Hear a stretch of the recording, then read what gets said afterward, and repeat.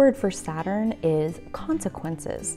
And if you grew up like I did, consequences was basically a dirty word. Like, it has some gigantic negative connotation around it. But when you really look at what does consequences mean, all it means is cause and effect.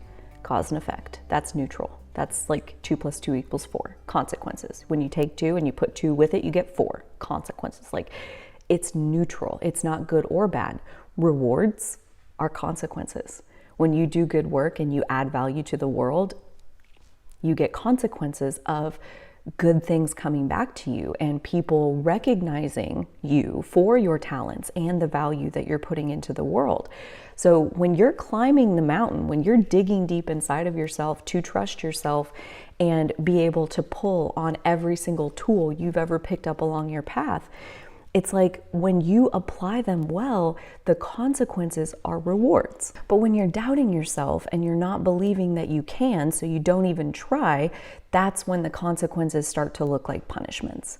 So I think it's kind of like of a telltale sign, like how the person is looking at their own Saturn return, like how their story sounds. Like if it sounds like negative, punishing consequences, then there's almost like a you know, you just want to ask him, like, do you think you could have dug any deeper?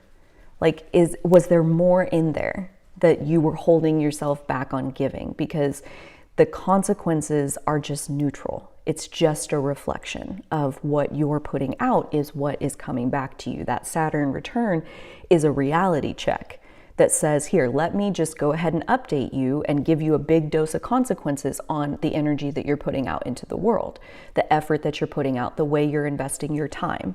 Saturn is all about time. It's very responsible when it comes to time. It understands that time is limited. It's not infinite. So when you come here, you have a finite amount of time. And if you're not moving in the right direction, if you're, you know, over here doing something because this is what you think you should be doing versus climbing the mountain that your soul really wants to climb, again, the consequences can look like punishments, but that is just showing you you're on the wrong track.